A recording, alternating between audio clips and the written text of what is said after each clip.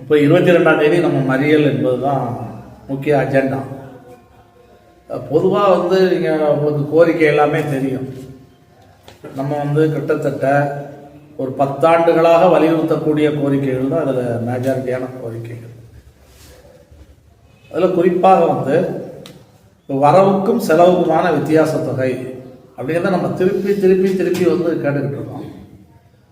வரவுக்கும் செலவுக்குமான வித்தியாச தொகைன்னு நம்ம கேட்கறதுக்கு அர்த்தம் என்ன அப்படின்னா இப்போ நம்ம போக்குவரத்து கழகம் ஒரு சேவைத்துறையாக இயங்கி கொண்டிருக்குது. சேவைத்துறை அப்படிங்கும்போது இந்த சேவைத்துறையில் கட்டணத்தை நிர்ணயம் பண்ணுறது அரசாங்கம் தான். அதே மாதிரி இது தொழிலாக நம்ம நடத்தலை, சேவையாக நடத்துகிறோம். வழித்தடங்களில் இழப்பு ஏற்படும்னு தெரிஞ்சே தான் வண்டி ஓட்டுறோம். இப்படி இழப்பு ஏற்படும் பொழுது இந்த இழப்பை அரசாங்கம் ஈடுகட்டணும் அப்படிங்கிறது நம்ம பல ஆண்டுகளாக சொல்லிக்கிட்டோம். குறிப்பாக 10 ஆண்டுகளுக்கு முன்னாடி நம்ம அந்த கோரிக்கையை வச்சோம். அது பல மட்டங்களில் பல மாதிரி பேசி அரசாங்கமே அதை ஒத்துக்குச்சு. 2022 வரவுக்கும் செலவுக்குமான வித்தியாச தொகையை கொடுக்கணும்னு சொல்லி பிடிஆர் பழனிவேல் ராஜன் நிதியமைச்சராக இருக்கும்போது ஒரு அரசாணையை போட்டுட்டு போயிருக்கிறார். பட் அரசாங்கம் இதுவரைக்கும் நமக்கு பணம் என்பது கொடுக்கல.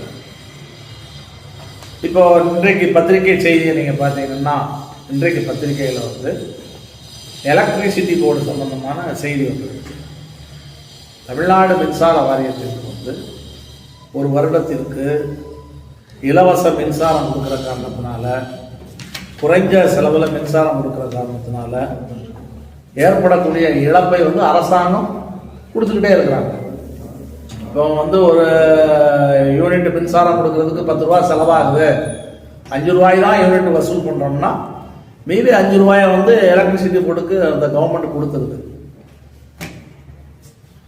இப்போ நம்ம அதே மாதிரி ஒரு கிலோமீட்டர் ஓட்டுறதுக்கு 60 ரூபா செலவாகுதுன்னா 30 ரூபா தான் வசூலாகுதுன்னா மீதி காசை கவர்மெண்ட் தானே கொடுக்கணும். இப்போ போக்குவரத்து கழகங்களுக்கு ஒரு 45,000 கோடி ரூபாய் கடன் இருக்குது அப்படின்னு சொல்கிறாங்கன்னா, இவன் ஒழுங்கா கொடுக்க வேண்டியதை கொடுத்துக்கிட்டே இருந்தால் நமக்கு ஒன்றும் கடன்கிற பிரச்சனைங்கிறது கிடையாது.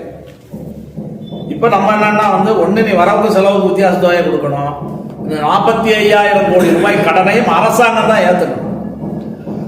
இந்த கார்பரேஷன்கள் தலையில சுமத்துறது சரியில்லை. அரசாங்கம் கொடுக்காத காரணத்தினால 45,000 கோடி ரூபாய் கடனுக்கும் அரசாங்கம் தான் பொறுப்பு. அரசாங்கம் இந்த பணத்தை கொடுத்தாகணும் என்று நாம் திருப்பி நம்ம வலியுறுத்த வேண்டிய கட்டாயம் இருக்குது. அதனால அரசாங்கம் இந்த பணத்தை கொடுக்கணும்.